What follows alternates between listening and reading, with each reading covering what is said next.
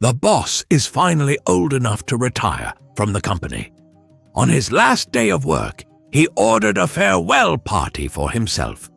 The boss wanted everyone to express their good feeling about him by writing on the farewell card, so later he could remember how his staff miss him. Most people are writing standard phrases like, "Without you, the company will never be the same. We will always remember you," etc. Obviously, the boss was not satisfied. "I need something from the bottom of your heart, something really touching, you know." "Okay, John, you have been working with me for the last 20 years. You are my best staff. I am retiring now. What do you have to say?" Slowly but firmly, John wrote, "The best news in 20 years." 1.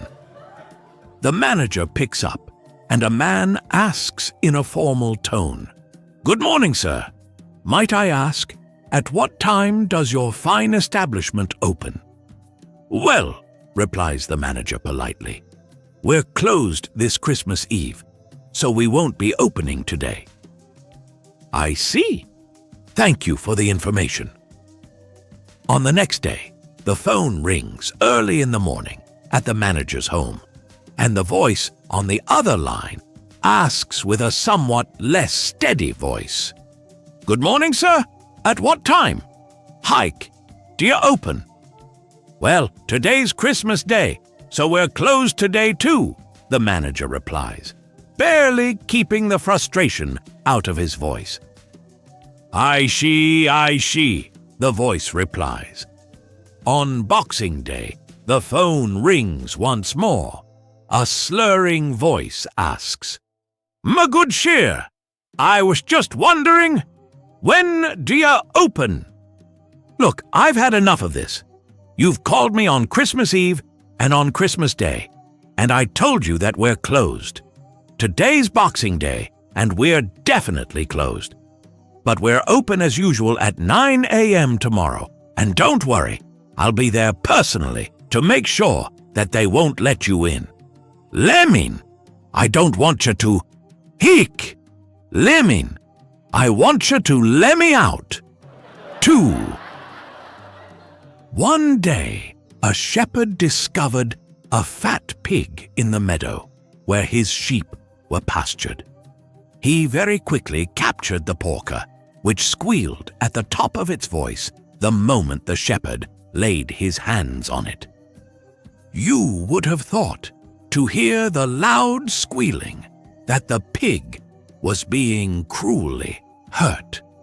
But, in spite of its squeals and struggles to escape, the shepherd tucked his prize under his arm and started off to the butcher's in the marketplace. The sheep in the pasture were much astonished and amused at the pig's behavior, and followed the shepherd and his charge to the pasture gate.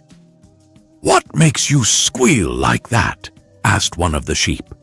"The shepherd often catches and carries off one of us, but we should feel very much ashamed to make such a terrible fuss about it, like you do." "That is all very well," replied the pig, with a squeal and a frantic kick. "When he catches you, he is only after your wool. But he wants my bacon. Gree-ee-ee. It is easy to be brave when there is no danger." 3. This is what all of you 70-plus-year-olds have to look forward to. This is something that happened in an aged care center. The people who lived there have small apartments, but they all eat at a central cafeteria. One morning, one of the residents didn't show up for breakfast, so my friend went upstairs and knocked on his door to see if everything was okay. She could hear him through the door. He said that he was running late and would be down shortly, so she went back to the dining area. An hour later, he still hadn't arrived. so she went back up towards his room, and she found him on the stairs.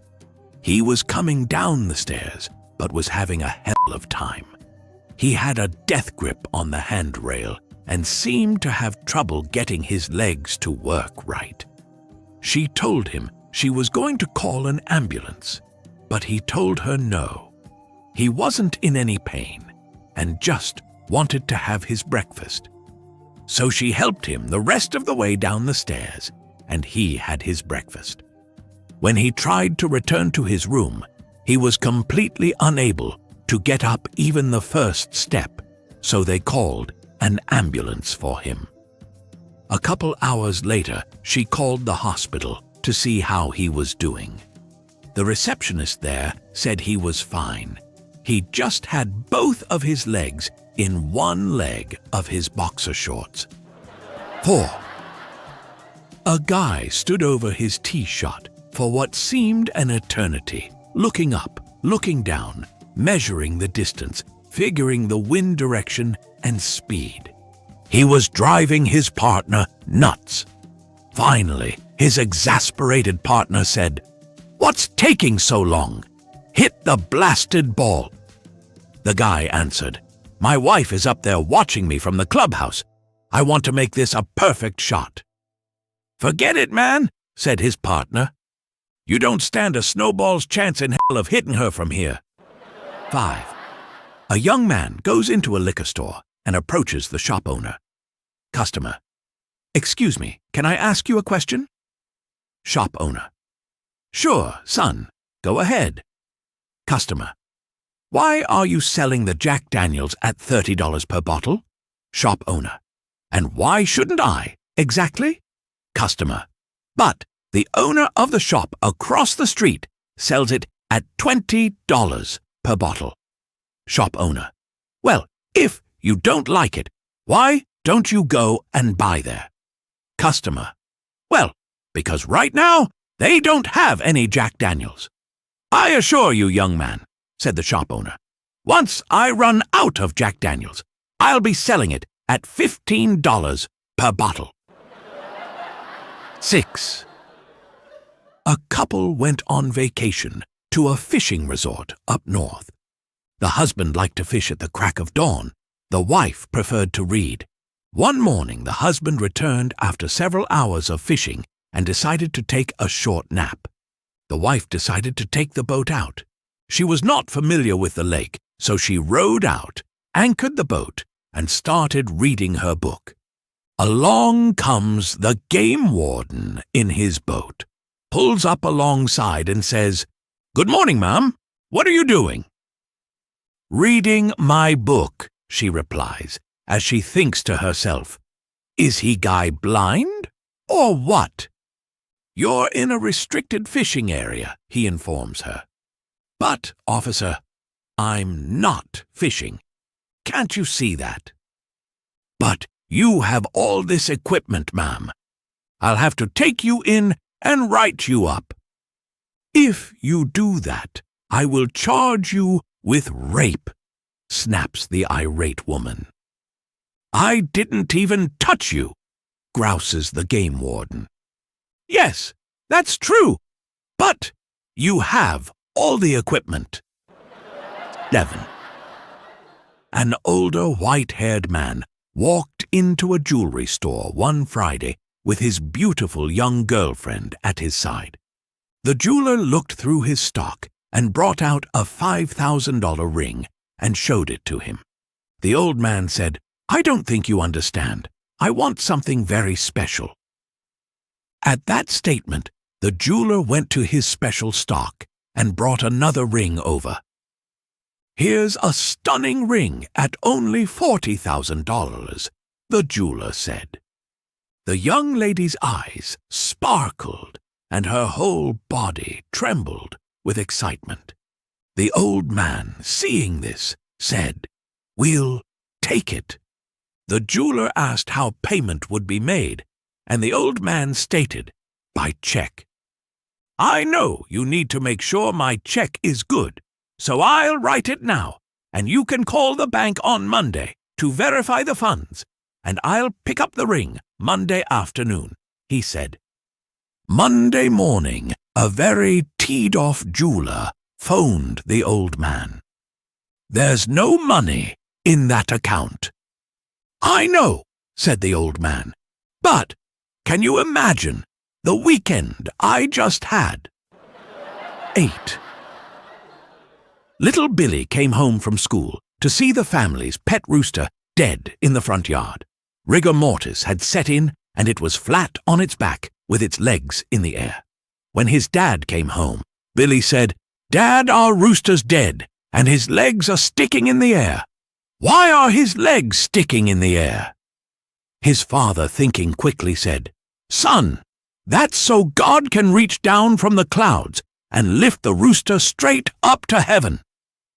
"Gee, Dad, that's great," said little Billy. A few days later, when Dad came home from work, Billy rushed out to meet him, yelling, "Dad, Dad, we almost lost Mom today." "What do you mean?" said Dad. "Well, Dad, I got home from school early today and went up to your bedroom, and there was Mom flat on her back with her legs in the air screaming, 'Jesus, I'm coming, I'm coming.' If it hadn't have been for Uncle George holding her down, we'd have lost her for sure." 9. A blonde wanted a pair of real alligator shoes in the worst way, but she didn't want to pay the high prices the local vendors were asking. After becoming very frustrated with the no-haggle attitude of one of the shopkeepers, the blonde shouted, "Maybe I'll just go out and catch my own alligator so I can get a pair of shoes at a reasonable price." The shopkeeper said, "By all means, be my guest. Maybe you'll luck out and catch yourself a big one." Determined, the blonde turned and headed for the swamps, set on catching herself an alligator. Later in the day, the shopkeeper is driving home when he spots the young woman standing waist-deep in the water, shotgun in hand. Just then, he sees a huge 9-foot alligator swimming quickly toward her. She takes aim, kills the creature, and with a great deal of effort, hauls it onto the swamp bank. Lying nearby were several more dead alligators. The shopkeeper watched in amazement. Just then, the blonde flipped the alligator on its back and, frustrated, shouts out, "Darn! This one isn't wearing any shoes either." 10. A photographer from a well-known national magazine was assigned to cover the fires at Yellowstone National Park. When the photographer arrived, he realized that the smoke was so thick that it would seriously impede or make it impossible for him to photograph anything from ground level.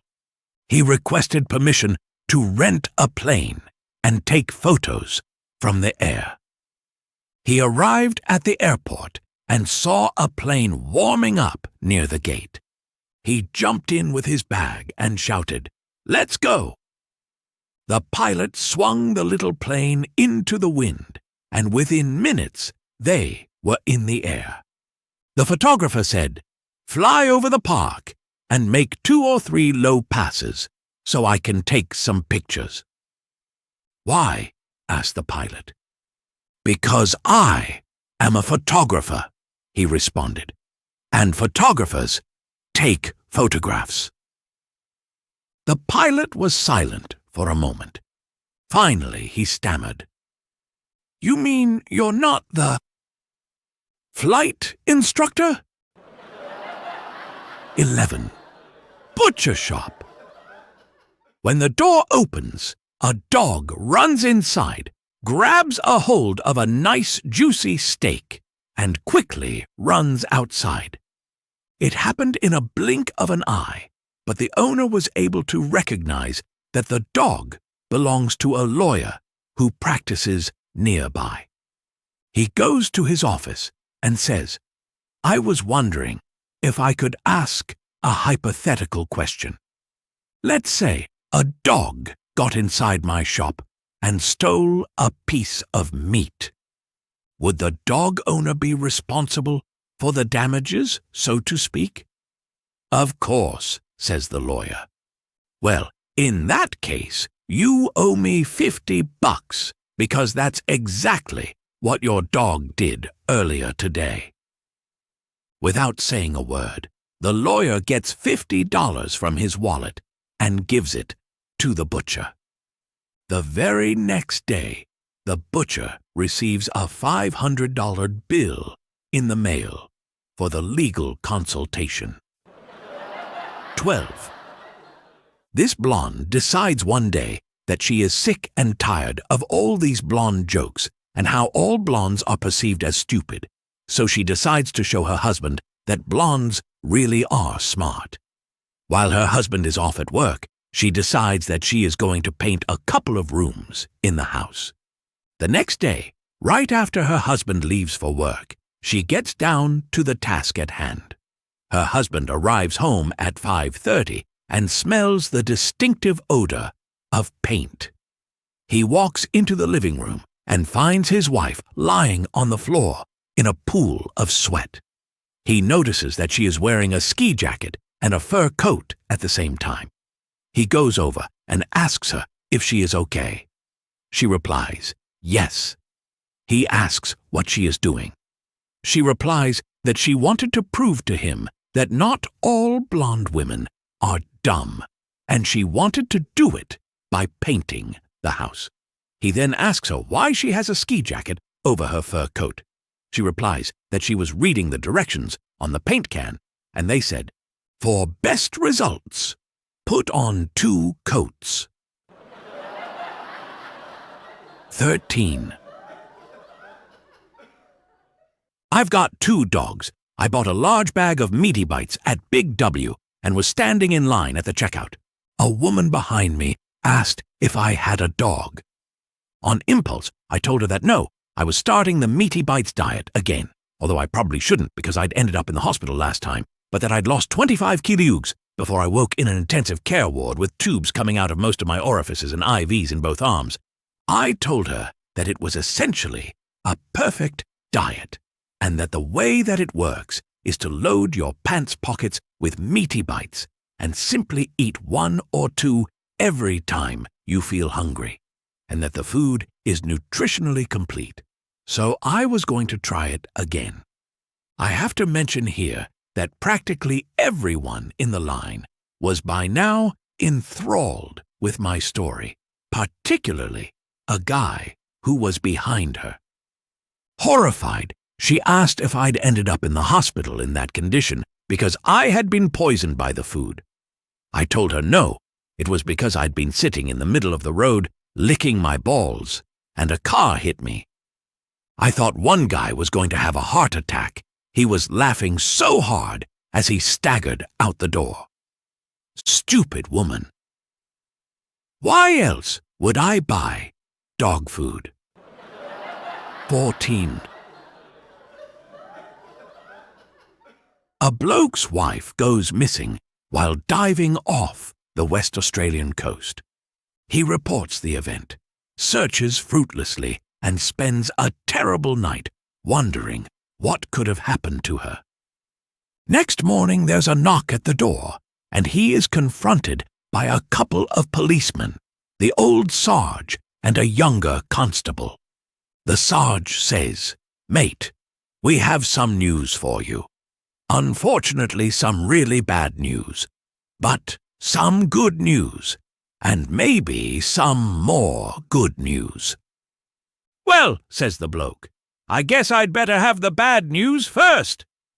The Sarge says, "I'm really sorry, mate, but your wife is dead. Young Bill here found her lying at about 5 fathoms in a little cleft in the reef. He got a line around her and we pulled her up, but she was dead." The bloke is naturally pretty distressed to hear of this and has a bit of a turn. But after a few minutes, he pulls himself together and asks what the good news is. The Sarge says, "Well, when we got your wife up, there were quite a few really good-sized crays and a swag of nice crabs attached to her, so we've brought you your share." He hands the bloke a sugar bag with a couple of nice crays and 4 or 5 crabs in it. "Geez, thanks. They're bloody beauties. I guess it's an ill wind and all that. So what's the other possible good news?" "Well," the Sarge says, "if you fancy a quick trip, me and young Bill here get off duty at around 11 o'clock, and we're gonna shoot over there and pull her up again." 15. A bloke's wife goes missing while diving off the West Australian coast. He reports the event, searches fruitlessly, and spends a terrible night wondering what could have happened to her. Next morning, there's a knock at the door, and he is confronted by a couple of policemen, the old Sarge and a younger constable. The Sarge says, "Mate, we have some news for you. Unfortunately, some really bad news, but some good news, and maybe some more good news." "Well," says the bloke, "I guess I'd better have the bad news first." The Sarge says, "I'm really sorry, mate, but your wife is dead. Young Bill here found her lying at about 5 fathoms in a little cleft in the reef. He got a line around her, and we pulled her up, but she was dead." The bloke is naturally pretty distressed to hear of this, and has a bit of a turn. But after a few minutes, he pulls himself together and asks what the good news is. The Sarge says, "Well, when we got your wife up, there were quite a few really good-sized crays and a swag of nice crabs attached to her, so we've brought you your share." He hands the bloke a sugar bag with a couple of nice crays and 4 or 5 crabs in it. "Geez, thanks. They're beauties. I guess it's an ill wind and all that. So what's the other possible good news?" "Well," the Sarge says, "if you fancy a quick trip, me and young Bill here get off duty at around 11 o'clock, and we're gonna shoot over there and pull her up again." 16. Once was a shepherd looking after his sheep on the side of a deserted road. Suddenly, a brand new Porsche screeches to a halt. The driver, a man dressed in an Armani suit, Caruti shoes, Ray-Ban sunglasses, Tag Heuer wristwatch, and a Pierre Cardin tie, gets out and asks the shepherd, "If I can tell you how many sheep you have, will you give me one of them?" The shepherd looks at the young man, then looks at the large flock of grazing sheep, and replies, "Okay." The young man parks the car, connects his laptop to the mobile fax, enters a NASA website, scans the ground using his GPS, opens a database and 60 Excel tables filled with algorithms and pivot tables. He then prints out a 150-page report on his high-tech mini printer, turns to the shepherd and says, "You have exactly 1,186 sheeps." The shepherd cheers. "That's correct. You can have your sheep." The young man takes one of the animals from the flock and puts it in the back of his Porsche. The shepherd looks at him and asks, "If I guess your profession, will you return my animal to me?" The young man answers, "Yes, why not?" The shepherd says, "You are an auditor." "How did you know?" asks the young man. "Very simple," answers the shepherd. "Firstly, you came here without being wanted. Secondly, you charge me a fee to tell me something I already knew. Thirdly, you don't understand anything about my business. Now can I have my dog back?" 17. An old man and woman were married for years, even though they hated each other. When they had a confrontation, screams and yelling could be heard deep into the night. A constant statement was heard by the neighbors who feared the man the most. "When I die, I will dig my way up and out of the grave to come back and haunt you for the rest of your life." They believed he practiced black magic and was responsible for missing cats and dogs and strange sounds at all hours. He was feared and enjoyed the respect it garnished. He died abruptly under strange circumstances, and the funeral had a closed casket.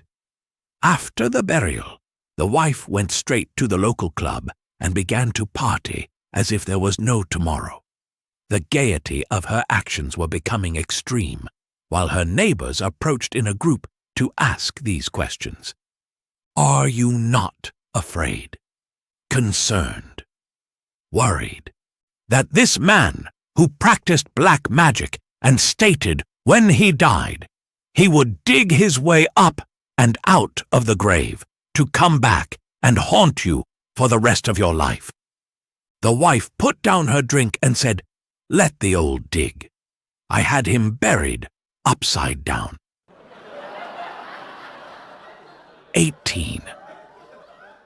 Teacher asked her young students to get their parents to tell them a story with a moral at the end of it. The next day, the kids came back and one by one began to tell their stories. There were all the regular types of stuff. But then the teacher realized that only little Johnny was left. "Johnny, do you have a story to share?" "Yes, madam. My daddy told me a story about my mom. She was a Marine pilot in Operation Desert Storm in Iraq, and her plane got hit. She had to bail out over enemy territory, and all she had was a flask of whiskey, a pistol, and a survival knife. She drank the whiskey on the way down so the bottle wouldn't break, and then her parachute landed her right in the middle of 20 Iraqi troops. She shot 15 of them with the pistol until she ran out of bullets, killed 4 more with the knife, till the blade broke, and then she killed the last Iraqi with her bare hands." "Good heavens," said the horrified teacher. "What did your daddy tell you was the moral to this horrible story?" "Stay away from Mommy when she's drunk." 19. Because they've spent all their cash on booze during a night on the town, Dave and Eric have no money for a taxi home. Dave has a drunken idea. "Let's steal a bus." He persuades Eric to break into the bus station. But 20 minutes later, Eric has failed to emerge. Dave sticks his head round the door. "What on earth are you doing?" "I can't find a number 7 anywhere," says a distressed Eric. "You idiot!" shouts Dave, shaking his head in disbelief. "Just steal a number 9. We can get off at the roundabout and walk the rest of the way." 20. A lawyer and 2 friends, a rabbi and a Hindu holy man, had car trouble in the countryside and asked to spend the night with a farmer. The farmer said, "There might be a problem. You see, I only have room for 2 to sleep. One of you must sleep in the barn." "No problem," spoke the rabbi. "My people wandered in the desert for 40 years. I am humble enough to sleep in the barn for an evening." With that, he departed to the barn, and the others bedded down for the night. Moments later, a knock was heard at the door. The farmer opened the door, and there stood the rabbi from the barn. "What's wrong?" asked the farmer.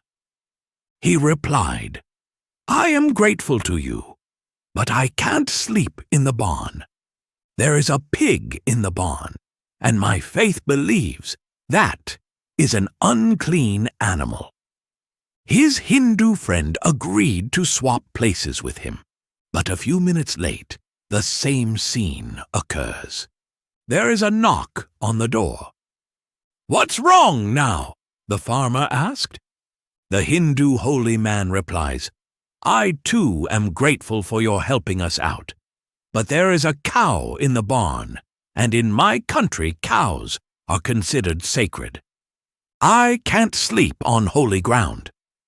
Well, that leaves only the lawyer to make the change. He grumbled and complained, but went out to the barn. Moments later, there was another knock on the farmer's door. Frustrated and tired, the farmer opened the door, and there stood the pig and the cow.